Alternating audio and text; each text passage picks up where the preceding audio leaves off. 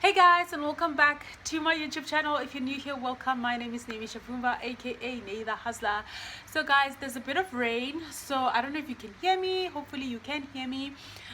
So if you're new to my channel, welcome. My name is nnshapumba, aka Nay the Hustler. Please do subscribe and also click on the notification bell so that every time I upload a video you will be notified. Okay, so in today's video I just wanted to share with you guys a few things that I've learned from being a mom. Now, I gave birth 5 months ago to a baby boy, and I'm a first-time mom, and I feel like so far I am doing great. I believe I'm doing great. I think that's one of the most thing that new mom or first time mom actually worry about, whether you're doing the right thing. Guys, I don't know if it's just me, but I do constantly think about these things, especially when I need to make decisions for my son, because you know a baby can make decisions for themselves. So these are just a few things that I've learned from being a mother. So number one, I've learned that I have become patient. I'm not a patient person, guys. I want things to be done right now. Like, I don't like waiting. And how I've learned to be patient with my son is that babies cry sometimes they just need attention, sometimes they need to be held. At this point my son can recognize me. He cries for me, and it is kind of cute. It is really cute when my son cries for me, but sometimes you need to get some things done, like you need to work and all of that. So you just need to be patient. You have to be patient, you know, when you're having a baby. I almost said when you're having a son. So that's what I'm learning from being a mom. Like, you need to be patient with these little ones, and also they do feed on your energy. That's one thing I've noticed.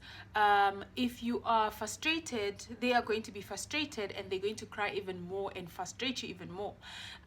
So that is quite interesting. I've honestly seen that with my son. When I'm frustrated, when I feel like my energy is not in the right place, like when I just feel like I'm all over the place, I can sense that my son can actually feed from that, because you can also tell by the way that he behaves. So when I'm happy, I have a happy baby.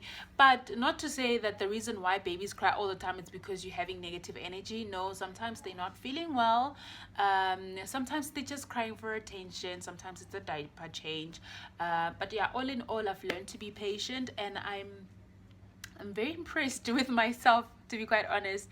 And then number two is I'm less embarrassed, guys. I am before I became a mother, I was constantly worried about what I'm doing, who is looking. But you know, giving birth to my son has somehow made me to be less embarrassed. For an example, my baby is breastfeeding, and breastfeeding him. So if he needs to be fed, I really don't care where I am, whether I'm at the mall, I'm inside a store, I am going to feed my baby. I'm going to feed my baby, honestly. And it's so sad because a lot of people will actually stare at you when you feed your baby. Like, this is the baby's food and there's nothing I can do about it. With me, I actually cover up when I'm feeding my baby, and I posted this video. I'll link it somewhere up here, or I'll just put a picture of it up here or link it in my description box, where I was feeding in public. I still had people who were looking at me weird, like, what is she doing, you know? Okay, they were not saying what is she doing, but you can tell by the action, you know, that they're showing you that they're actually quite surprised why you're doing that. And some people were actually quite okay, you know, they just smile and pass, and some would just give you that look like, can't you do it somewhere? Like, if you have a baby, you will understand, especially if you're a breastfeeding mom, that babies don't have timing. Hey, if they want to be fed, they need to be fed. So I also, with that being said, I also just want to say thank you to shops like your Pick and Pay clothing, your Jet, your Woolies, your, which one am I forgetting, all those stores that have got like chairs inside. I know those chairs are not for breastfeeding mom, they're actually for, you know, fitting shoes and stuff like that. Those chairs have really helped me a lot. They've helped me quite a lot, because whenever I'm inside a store and there are chairs in there and my son needs feeding, I'll just sit there and just breastfeed my son. So shout out to those stores that have got seats in there. I'm sure I'm not the only one who is thankful for those chairs. Do comment down below if you're one of those mom who breastfeeds their baby in the store where they have chairs. And then number 3 is I am a very overprotective person. I think it also comes with a, you know, when you're a firstborn, I feel like you have somewhat, I don't know if it's just me or in the African family, that's in the African culture rather, that's what I've realized, especially you know, black people. When you're a firstborn, it's like you are a deputy parent in a way, so you are overprotective of your siblings. I honestly feel like before I became a mother, I used to mother my siblings quite a lot, and I thought I was overprotective until I became a mom. Like when it comes to my son, if you're holding my son, I will watch you like a hawk. Okay, it's a bad thing, it's a terrible thing. I'm laughing about it now, but when I think about it, I wouldn't want to hold somebody's baby and they constantly checking out on me to see if I'm holding the baby correctly, or I don't know, guys, man. It's just I don't even know how to put it without sounding awkward, Nyana. But if you're holding my son, I am literally gonna look at you just to make sure that you're holding my son properly.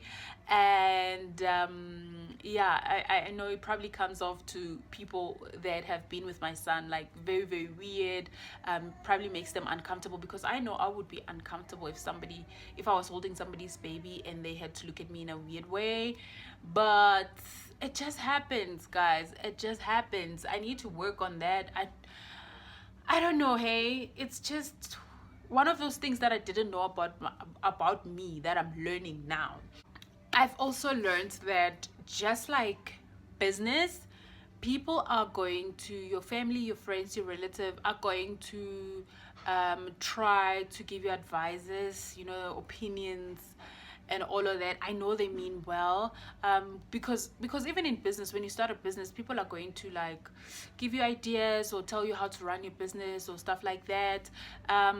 Same applies with your child. Take what works for you, what you think is going to work for your baby, because you honestly cannot please everyone. Okay, not like, babies are different, guys. What might have worked for me as a baby might not work on my son. So when my baby was still small, I think about a week or so, I always wanted to try out what people were telling me to do, like from my family, my relatives and so forth. And then I realized that no, you know what, this is not gonna work. If I'm gonna try to do whatever everyone is telling me to do, then it's just not gonna work. Get what I'm saying? So I had to like start doing what I felt was right. I also think that your motherly instinct, they surely do kick in. You need to trust your motherly instinct. I feel like it has been helping me quite a lot. So if you feel like your instincts are telling you that there's something wrong with the baby, there can be something wrong with the baby. If you feel like the baby is hungry, the baby is really, really hungry. So so with opinions, with advices, take what works for you and leave the rest alone, because like I said, what works on other babies might not work for your baby.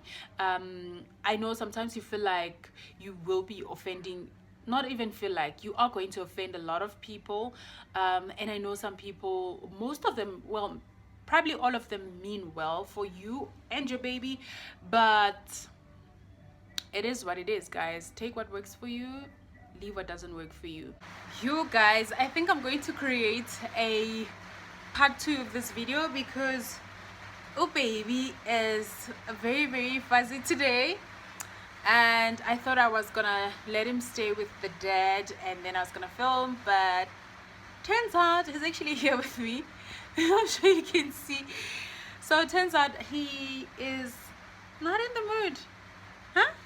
He's not in the mood to be babysit by his dad. So yeah, guys, thank you so much for watching. Don't forget to like, don't forget to subscribe, don't forget to leave a comment, and I'll see you guys in my next video. This is going to be a part 1 and this is going to be a part 2. Bye, guys.